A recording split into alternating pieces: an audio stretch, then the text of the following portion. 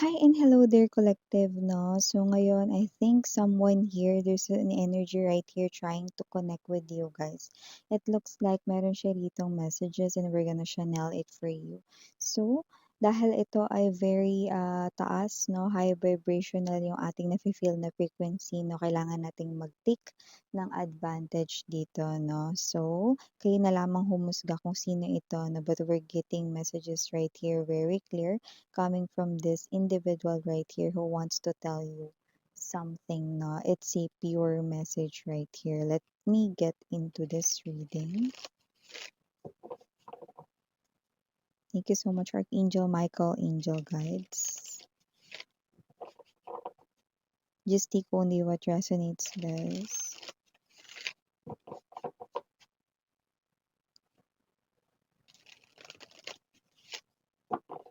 I'm hearing May. So, maaring May ang pangalan mo, May ang palayaw mo, or there could be some kind of a special date sa May. Baka birth date mo yon, no? Yan. So, okay, just take how this resonates.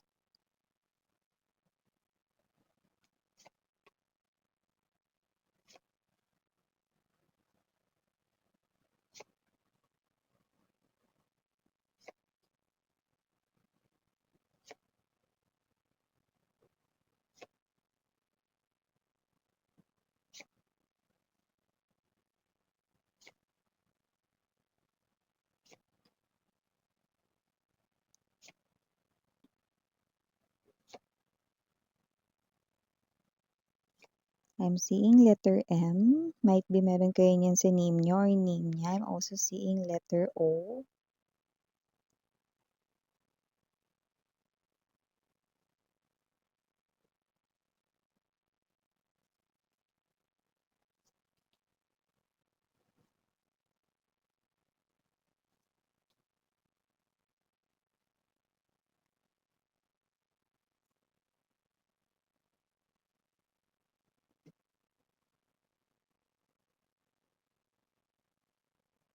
Okay. So whoever this energy is, it looks like this person right here wants to tell you something. It looks like a letter to me. It looks like a confession right here, no, ng kanyang feelings and emotions. Someone's name, may possible na may letter M or may letter O. Or possible rin na mayroong birth date na May or buwan ng May, no? So just take how this resonates. Those might be signs or clues. This person right here wants to tell you something na he or she is sorry daw dito with this, no? And parang siya ito na parang nagulo niya ata yung life mo, no? Nung siya rito, no, ay pumasok sa buhay mo. Kung sino man tong energy na to, na nakita ko rito that this person also wants to tell you na meron siya ritong mga nagawa with the Knight of Swords energy right here, no, na parang hindi niya rito napag-isipan, 'no, basta niya lamang itong ginawa, 'no, at maaring hindi niya kayo rito naisip. This person, ikinaka-apologize niya rin yun sa inyo. This person also wants you to know that you are someone here na pinaka-nakilala niya raw rito, 'no, na sobrang, parang nabigyan niyo siya ng what's this other words, 'no, parang nabigyan niyo siya rito ng parang, um pag-asa, 'no? Your words are very uplifting. Nabigyan niyo siya rito ng pag-asa sa life niya, like, tinulungan niyo siya rito na maniwala sa kanyang sarili, even other people, even his or her family ay hindi naniniwala sa kanya rito, 'no? So, parang this person here is also claiming na pagdating sa pamilya niya, kung sino pa yung pamilya niya hindi pang naniniwala sa kanyang kakayahan, pero ikaw, iba ka, 'no? Pinakita mo sa taong ito na meron rin siyang kakayanan dito na iangat yung sarili niyang life, 'no? So, this person also seeing you as someone here, 'no, na parang, isang treasure, 'no, na parang hindi niya na ngayon hawak, 'no? Kung sino man 'tong energy na 'to, 'no, with the fives right here, okay, this person could be seeing a lot of number fives, but this person here wants changes. This person right here wants you to wait for him or her, 'no. Babalikan ka niya raw dito, hindi ko alam kung nasaan siya dito, 'no, nalupalop ng mundo, pero sabi niya siya ay magbabalik, 'no, bilang isang bagong individual, 'no. Gusto niya na sana sa pagdating ng oras na yon ay mahihintay mo pa rin siya, 'no. Isang bagong, um isang bagong pag-ibig 'no, yung nakikita natin, isang bagong katauhan yung nakikita natin dito at yun yung kanya ritong pangako sa inyo 'no. So, isa ritong parang best version ng kanyang sarili 'no, yung gusto niya ritong ipakita sa inyo mga babes 'no. At kung sino man ito 'no, gusto niya ring sabihin sa inyo 'no, na isang malaking pagkakamali na in-involve niya kayo sa isang klase ng options na maaaring third party situation, Three of Swords energy 'no. Nalubusan niya rito na parang nasaktan kayo 'no. At nahihiya rin siya rito daw dun sa parte mga babes 'no, na parang question niyo pa yung sarili ninyo 'no, kung kayo ba ay enough to receive love 'no. So, kung sino man 'tong energy na 'to na medyo malaki yung pagsisising nakukuha natin sa kanya 'no. So, kung sino man 'to parang medyo busy siya ngayon, siya yung klase ng energy na parang ginagawa niya ang lahat ng kanyang makakaya, hindi niya sinasayang yung kada oras 'no, sa loob ng isang araw 'no, para lamang may magawa siya para sa pagbabago sa kanyang sarili or sa kanyang buhay 'no. Kung sino man 'tong energy na 'to 'no, sana'y maging proud ka daw sa kanya dahil nakikita ko rito na parang dati, mga babes 'no, siya ito na parang walang pakialam sa mga gawaing bahay or whatever 'no, pero ngayon ito ay kanya ng natututunan. Kung sino man 'tong energy na 'to na maaaring siya ay posibleng tamad or hindi siya kumikilos way back before, hindi niya kayo tinutulungan 'no, kapag kayo ay naglalaba, nagge-general cleaning 'no, nagluluto 'no. So, maybe this is your past lover right here, this is your, um, old flame, your past ex-person, 'yan 'no. So, kung sino man 'tong energy na 'to na this person here wants to take care of you, kaya ginagawa niya ang lahat ng ito na hindi madali para sa kanya kasi posibleng na nasanay siya dun sa klase ng buhay na may ibang nag-aasikaso and possible na inaasikaso mo kasi siya way back before 'no, or yung iba possible rin kasi 'no na meron sila ritong kinalakhang pamilya kung saan yung nanay nila 'no, yung tatay nila ay nagluluto for them 'no, or meron silang yaya ano or may katulong sila, may mga gano'n 'no. So, nakita natin dito na kung sino man 'tong energy na 'to 'no, gusto niya ritong humingi ng tawad sa'yo, okey?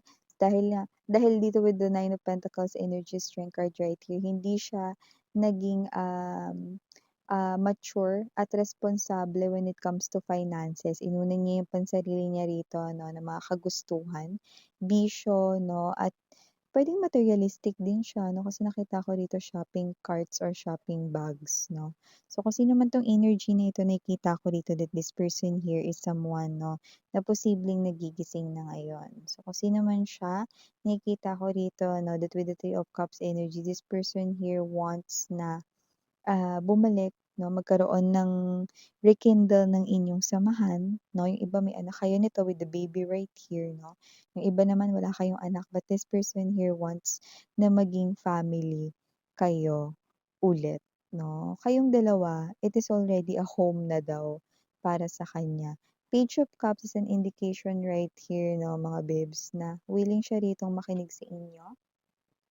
Just like a child, yun ang nakikita natin dito. Kaya kung sino man siya 'no, parang kaya niyang saluin lahat ng parang kung ano man yung gusto ninyong mangyari sa relationship, mga kondisyon ninyo na basta magbalik lang kayo sa buhay niya 'no.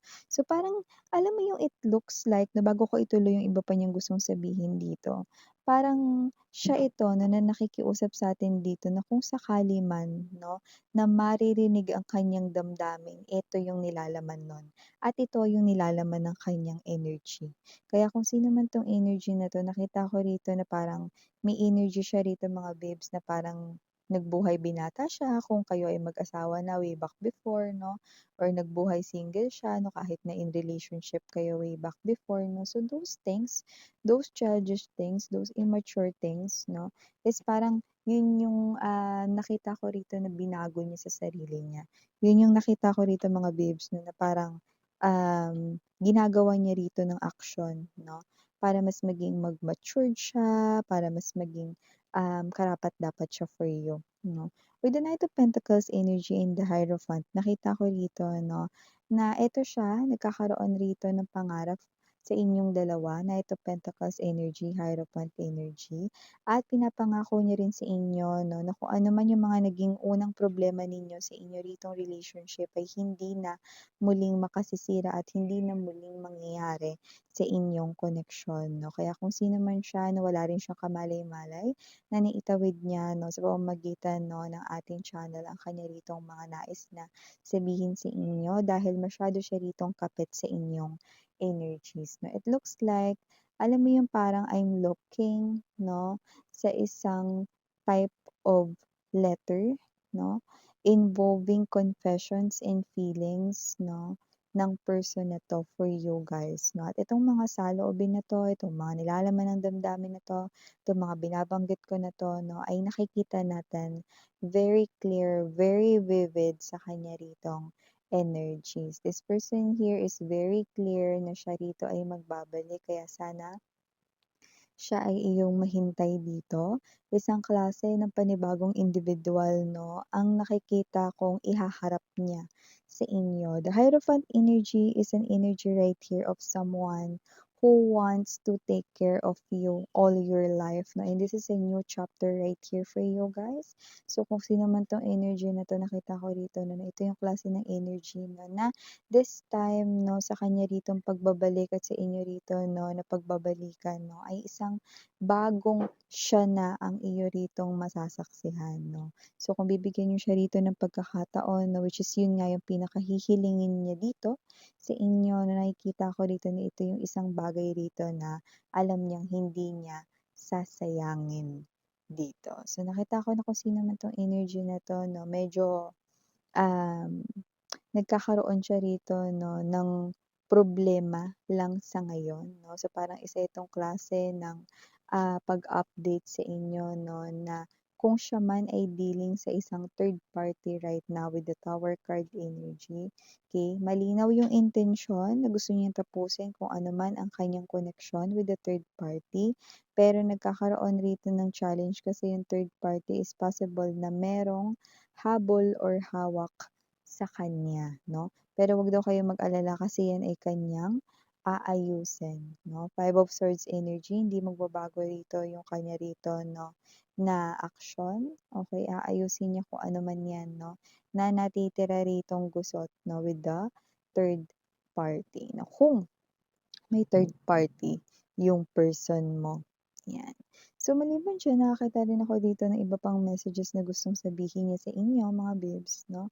Kung sino man siya na with the Hangman right here, this person right here, kung meron ka raw mga plano sa future, yun na rin yung magiging plano niya at dagdagan niyo daw together. Kung sino man siya dito mga babes 'no, this is an energy right here of someone na makikinig na sa'yo 'no, at hindi na uunahin dito 'no, yung pagre-react 'no, at makikinig na muna. Iintindihin kung ano yung inyong gusto or sinasabi dito 'no. So yeah, maybe because way back before 'no, kayo ito na nagsasalita ta's parang feeling niyo hindi siya nakikinig 'no, labas lang sa kabilang tenga niya lahat 'no. So may mga gano'ng klase ng energies at yung iba naman possible dito mga babes 'no, na siya ito na nagwo-walkout 'no, hindi man lang kayo dito nabibigyan ng pagkakataon 'no, na masabi yung inyong side or ang inyong feelings 'no, kapagka kayo ay nagtatalo, nag-aaway 'no, 'yan. So nakita ko dito may pagtutulungan na raw 'no, siya ritong gagawin sa inyong koneksyon 'no. Alam mo nakakita ko dito ng parang may mga halaman, medyo maaliwalas kung nasaan siyang lugar. Okay, kasi nakita ko dito na maaaring galing siya dun sa parang medyo madilim. It doesn't have to be na yun ay literal na place. Pero maaari kasing mas okay na siya ngayon 'no. Luwag-luwag na rin siya 'no sa kanyang energy. Plus nakikita ko rin dito na totoong gumagawa siya ng paraan para sa ikabubuti pa lalo ng buhay niya. So nakita ko dito na parang lately may pinag-investan siya rito about money at posibleng yun ay hindi masyadong nag-work.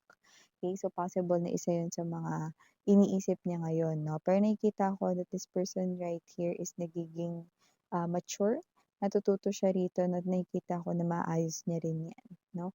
So nakikita ko rin dito that this person here is also someone na hindi natakot 'no, hindi natakot dito 'no na, mawala yung mga bagay na na dine-desire niya or yung vision niya or makontrol niya 'no, kung ano man yun 'no. So, wala na siyang pakialam diyan sa vision na yan, sa third party na yan 'no. Ang importante na lang sa kanya rito 'no is kayo, ano. And with the strength card right here, Scrabble, ayan 'no, right at the center. Alam mo yung sinasabi niya dito 'no, parang sinasabi niya ditong, "Mahal kita, kaya aayusin ko ang lahat ng ito," 'no, "maging kasing itim man ng puwet ng kaldero." Ayan 'no, Scrabble, 'di ba? Kaya kung sino man 'tong energy na 'to 'no, alam mo yung fresh mo siyang makikita. Okay, same face, same na itsura 'no, pero iba yung kanya ritong karakter 'no, iba yung behavior na ipapakita niya sa'yo, collective 'no. A lot of sincerity, a lot of higher level of commitment this time 'no. And this person here will definitely, nurture ang inyo ritong samahan, ang pamilya ninyo kung may pamilya na kayo rito 'no. So this person here is coming in to reunite with the love of his or her life, one true soulmate. Yeah, definitely this could be a letter written 'no, okey, galing sa inyong one true soulmate 'no, and mukhang ito ay hindi niya pa kayang banggitin sa inyo ng personal ngayon, pero dahil nakuha natin maaaring nalalapit na 'no, ang kanya ritong pagbabalik 'no. So ito yung gusto niya ritong iparating sa inyo at kung sino man siya rito mga babes 'no, hindi ko nakikitang nagdadalawang isip ito. Pa Papunta na talaga 'to sa inyo 'no, hindi siya rito urong-sulong 'no, ito ay paabante, 'yan. Forward yung nakikita natin sa kaniyang paggalaw, okey? So, yeah, kung sino man 'tong energy na 'to na mantakin ninyo mga babes na iba ngayon yung ating galawan ng reading. Dahil na-feel natin siya ng bonggacious at kung sino man siya na ito yung gusto niyang iparating ng wala siyang kamalay-malay 'no. Parang alam mo yung nagbasa tayo 'no ng isang klase ng sulat 'no, 'yan na pero pakikitsismis lang pala yun. Naging tsismoso tayo para dun sa mga naka-resonate dito sa reading 'no.